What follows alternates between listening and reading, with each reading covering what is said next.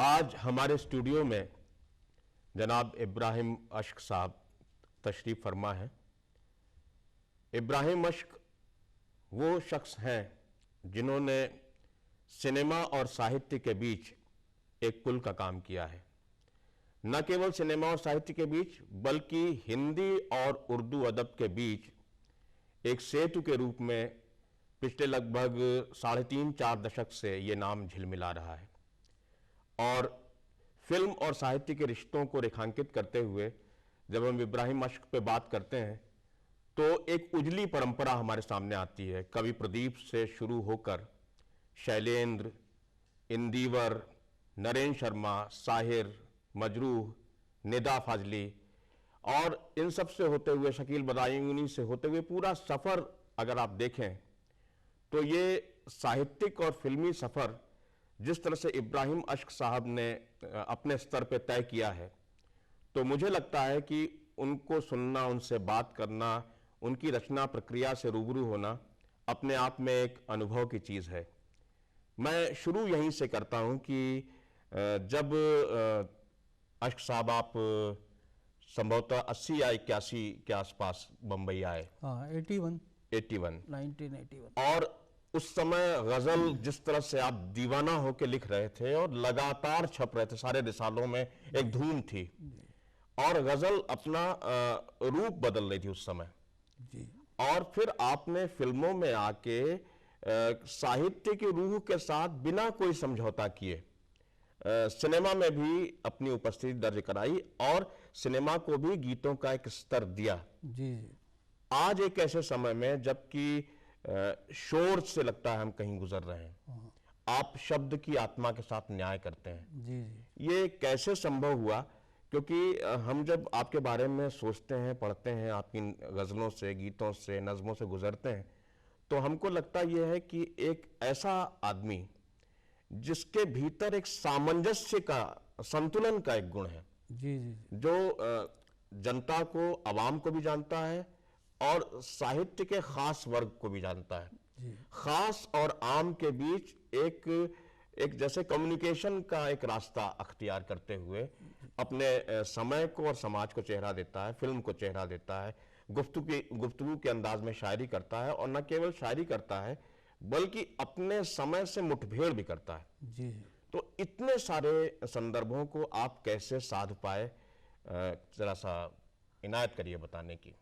दरअसल क्या हुआ है यश भाई कि मुझे हमारे हिंदुस्तान की 2 ज़बानों ने बड़ा सहारा दिया। क्या बात जी। क्योंकि मेरी तालीम जो हुई वो पूरी हिंदी में हुई। जी जी। हिंदी में एमए किया मैंने। जी जी जी। और मुताला किया मैंने उर्दू का। क्या बात जी। अध्ययन किया, उसका चिंतन किया जी। तो ये 2 ज़बानें एक साथ जब मिली, इनका संगम हुआ, जी जी। जैसे इलाहाबाद का संगम है, क्या बात, इस तरह से जब हिंदी और उर्दू ये संस्कृतियों का, तहजीब का संगम था। जी जी। 2 ज़बानों का संगम था, हिंदी और उर्दू का। और उसने मेरी शख्सियत को अजीब व गरीब अंदाज से उस शख्सियत को बनाया। एक हिंदुस्तानी ज़बान और एक हिंदुस्तानी आदमी को बनाया। क्या बात, एक हिंदुस्तानी इंसान को जिन ज़बानों ने बनाया वो ये दोनों ज़बानें थी। तो और वो लबो लहजा आप में, हाँ, वो दोनों जगह आता है। जी जी। मैं हिंदी और उर्दू में दोनों में जाना जाता हूँ। जी जी जी। और ये मेरी खुशनसीबी है कि मैं अपनी ज़बानों के हवाले से अपने देश में जाना चाहता हूँ। क्या बात। तो जब मैंने शुरुआत की अपनी शायरी की, जी जी, तो 1962 में जी हमारे देश पर चीन ने आक्रमण किया था। जी जी जी। और पूरे देश में जो है एक इनकलाब सा आया हुआ था जी, कौमी मूवमेंट का। जी जी। हर तरफ कवि सम्मेलन हो रहे थे जी और मुशायरे हो रहे थे। भरत व्यास और प्रदीप सब उस वक्त मतलब जो एक नौजवानों में एक इनकलाब सा पैदा हो गया था। जी जी जी जी। तो मैं उस वक्त प्राइमरी स्कूल में पढ़ता था। जी जी। मेरी उम्र होगी कोई 10-12 साल जी। और मैं अपने यहाँ के हाई स्कूल में एक कवि सम्मेलन था, वो सुनने गया। अच्छा अच्छा, तो अब सन 62 का वो ज़माना, क्या बात। और 62 ही मेरी पैदाइश है। अच्छा सोचिए, अच्छा, हाँ, क्या क्या बात है। तो वो ज़माना, जी अब वहाँ जो कवि सम्मेलन में मैंने सुना और मैं ऑडियंस में बैठा होता, जी तो मुझे सुन सुन के ऐसा लगने लगा कि यार क्या ये ऐसा तो मैं भी कह सकता हूँ। जी जी जी जी अच्छा, इससे पहले मेरी जो वालदा थी जी वो फोक वगैरह गाया करती थी घर में, जी जी तो वो जब गुनगुनाती थी तो मुझे बहुत अच्छा लगता था। जी जी, उनकी आवाज़ बहुत मीठी थी, एक लिरिकल अप्रोच रहा एक आपका। लिरिकल अप्रोच, जी जी और उसकी वजह से मैं अपने जो कोर्स की किताबें थी जी जी उसमें भी जो पोइट्री थी, जी जी, जो कविताएं थी, वो तरन्नुम से पढ़ता था। क्या बात। जैसे हमारी दूसरी क्लास में एक गीत था, जी, यह कदम का पेड़ अगर माँ होता जमुना तीरे, वाह वाह वाह वाह, मैं भी उस पर बैठ कन्हैया बनता धीरे धीरे। क्या बात। बहुत गाता था मैं ये। जी जी जी तो अब वो कवि सम्मेलन सुनने के बाद में घर पे आके दिल में कुछ छटपटाहट रही। अच्छा, कवि प्रदीप तो आपके मोहल्ले में ही रहते मेरे थे? मोहल्ले में ही रहते थे वो, हम जूना शहर के रहने वाले दोनों। अच्छा, तो आपने उनको चलते फिरते उठते बैठते देखा भी होगा, कुछ नहीं, स्मृतियां भी एक ही होंगी? बार देखा, क्योंकि वो ज्यादा आते नहीं थे, जी जी वो फिल्मी दुनिया में ही रहते थे। जी जी जी और एक बार वो हमारे यहाँ गणेशोत्सव होता था, जी तो वो गणेशोत्सव प्रदीप जी के घर के वहाँ एक चबूतरा बना हुआ, जी जी, उस चबूतरे पे होता था। अच्छा अच्छा जी, तो 8-9 दिन तक प्रोग्राम होते थे वहाँ पे। मैं भी वहाँ अपनी कविताएं पढ़ता था। तो एक बार प्रदीप जी का आना उसी जमाने में हुआ, जी और वहाँ प्रदीप जी ने अपना वो गीत गा के सुनाया, नीचे धरती हाँ हाँ हाँ, ऊपर गगन विशाल, क्या बात, मालिक तूने किया कमाल। क्या बात। तो उनकी आवाज़ भी अच्छी लगी, और बहुत बुलंद आवाज़ थी, वो अंदाज था उनका जी, अपना जी। एक अलग ही पढ़ने का।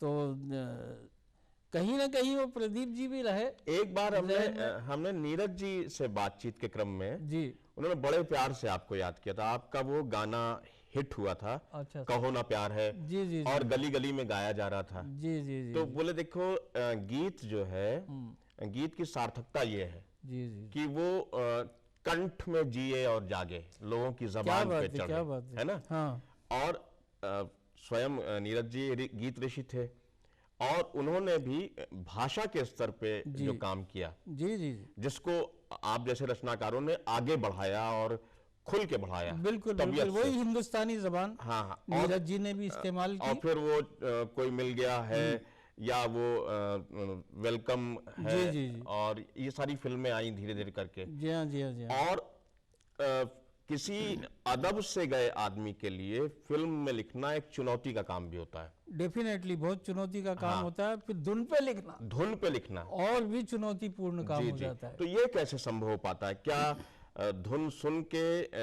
एक मन में कोई कोड बनता है क्या उसका?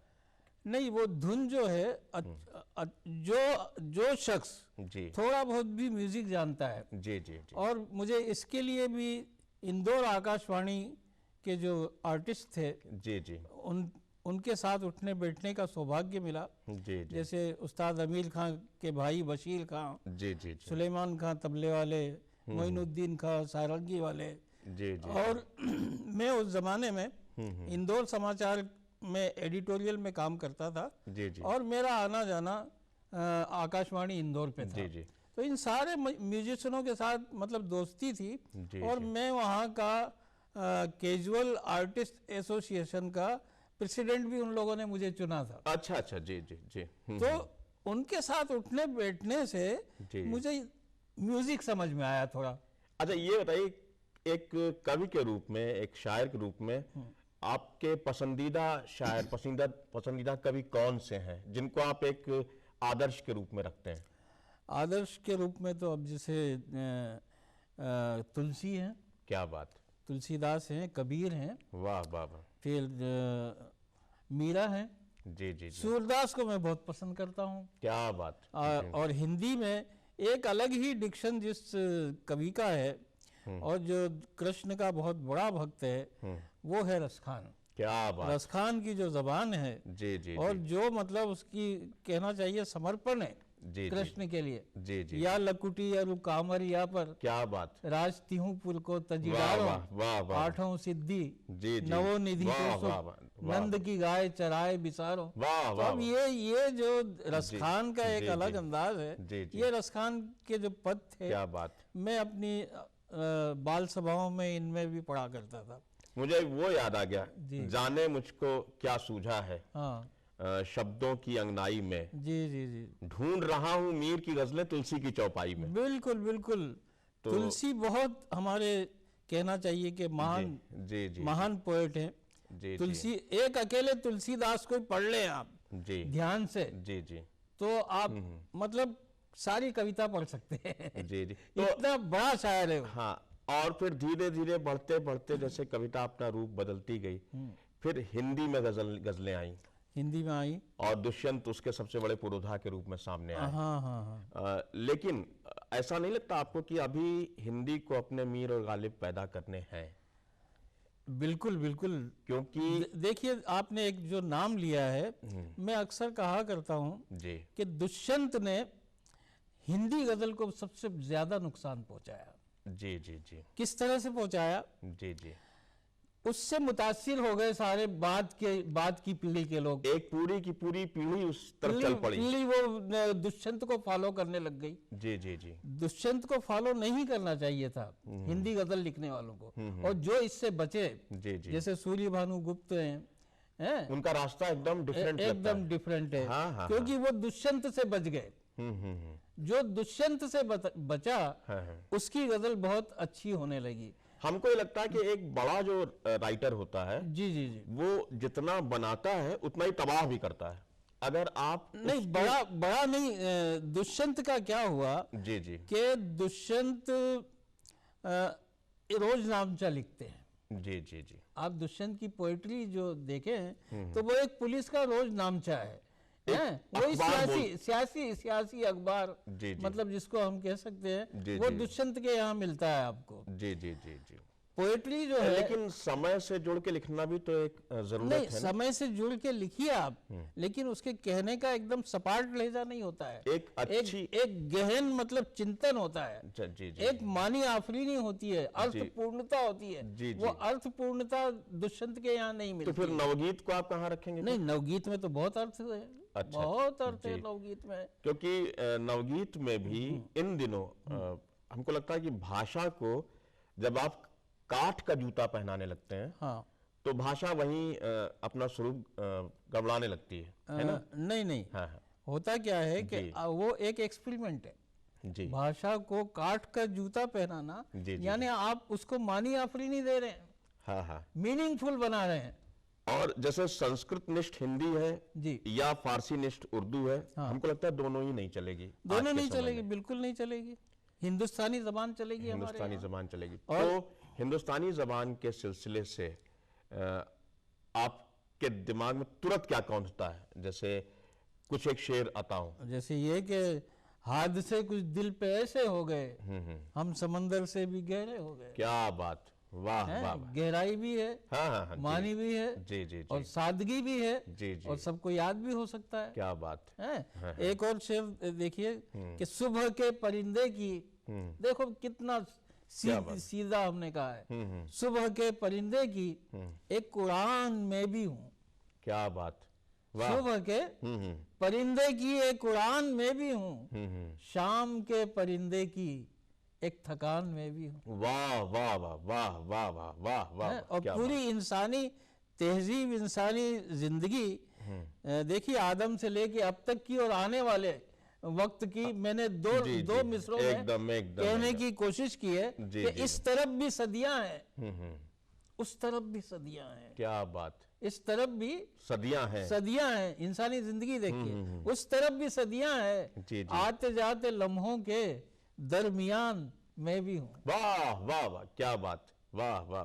तो ये सादगी होना चाहिए इसमें, सादगी का जो हुस्न होता है, जी जी जी, उसका तो कोई मुकाबला ही नहीं, कोई मुकाबला नहीं। लेकिन एक बात और यही याद आती है कि गजल का जो व्याकरण है, हाँ, उस व्याकरण के साथ भी गजल को गरीब की जोरू बना दिया है, ऐसा भी लगता है कई कई लोगों ने बना दिया, कई लोगों ने बना दिया और आजमा रहे हैं अपनी तरह से। उसमें होता यह है कि आप कविता की आत्मा के साथ खिलवाड़ कर रहे होते हैं। डेफिनेटली।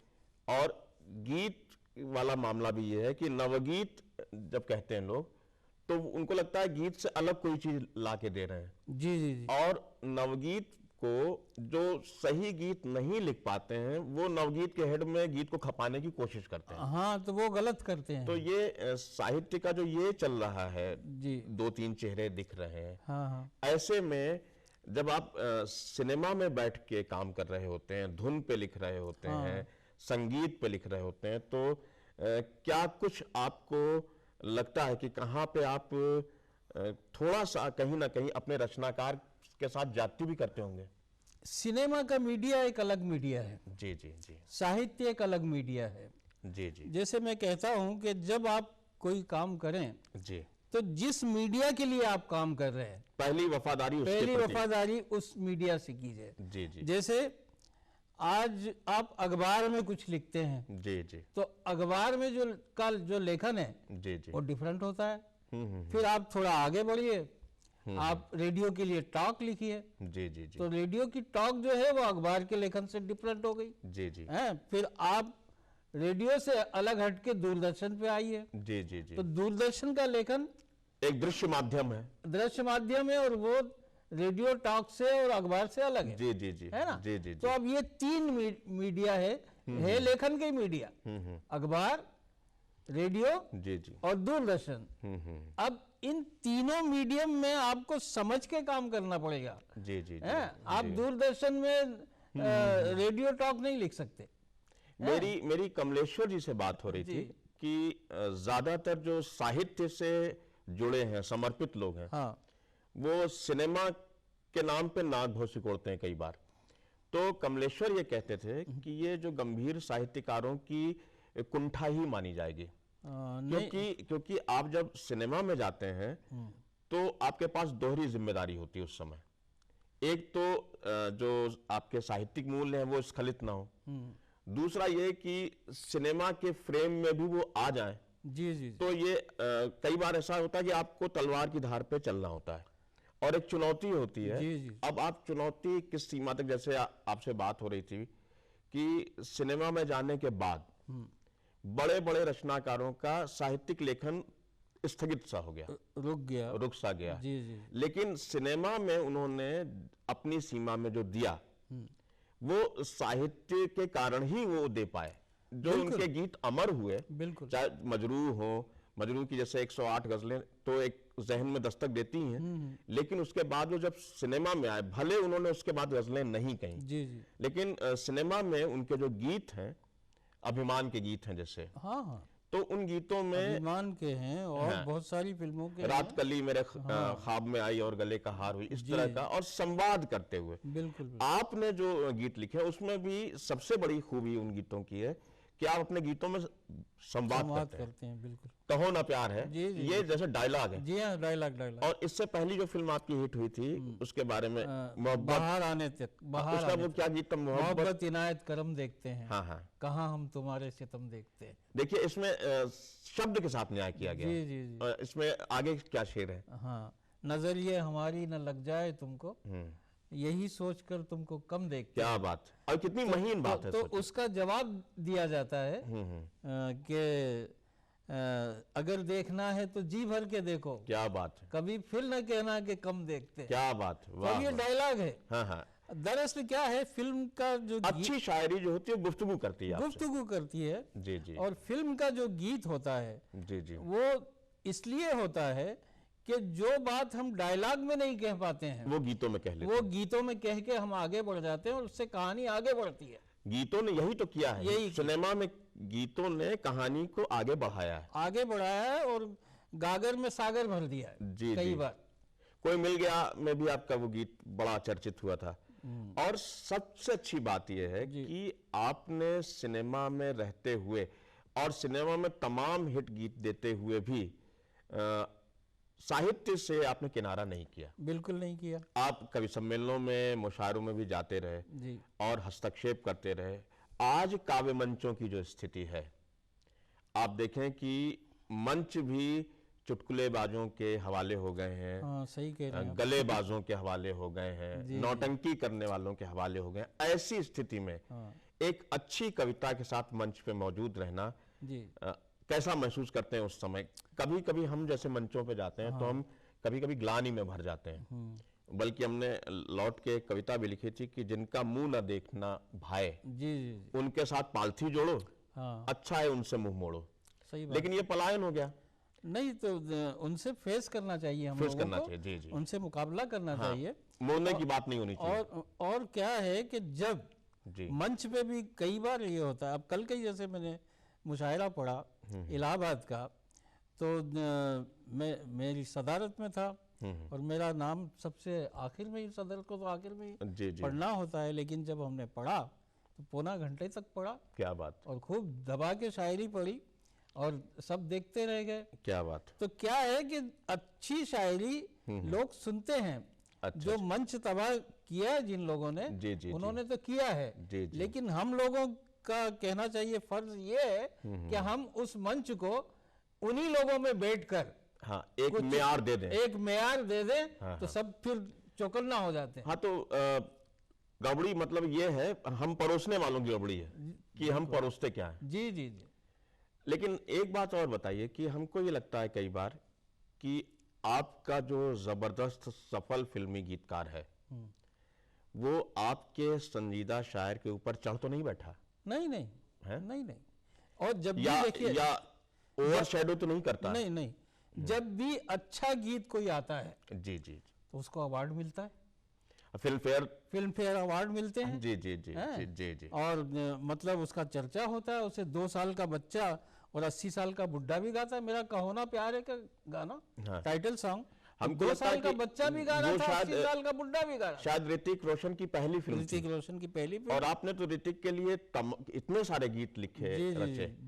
हम चलते चलते ये आपसे जानना चाहेंगे कि आप अपने श्रोताओं को, अपने दर्शकों को क्या संदेश देना चाहेंगे बतौर एक संजीदा रचनाकार, बतौर फिल्मी गीतकार, बतौर एक शायरी को जीने वाले इंसान के रूप में? दरअसल क्या है कि ये जितनी भी हमारी ललित कला हैं, जी जी जी, हैं, चाहे वो संगीत हो, चाहे साहित्य हो, चाहे पेंटिंग हो, जी जी, ये सब लुत्फ देने वाली है, क्या बात, आनंद देने वाली। मेरी हर सांस इस बात की शाहिद है दोस्त जी, मैंने हर लुत्फ के मौके पर तुझे याद किया। बिल्कुल, तो ये लुत्फ देने वाली है। तो हमें, हमारा फर्ज ये है, तुलसी भी तो कहते थे ना, स्वांता सुखाय रघुनाथ स्वांता गाथा। सुखाय, वो तो रामायण के पहले ही पन्ने पे लिख दिया। जी जी जी जी। तो ये स्वांता सुखाय हो, लेकिन आप जो अपनी जात के तौर पे जो बात कहें वो कायनात तक पहुंचना चाहिए। क्या बात, उसमें इतनी गहराई होना चाहिए, इतनी वुसअत होना चाहिए, इतना विस्तार होना चाहिए। जी जी, इस बात का भी ख्याल रखना चाहिए। जी जी। और हम आर्टिस्टों का जी काम, चाहे वो म्यूजिक डायरेक्टर हो, चाहे वो पेंटर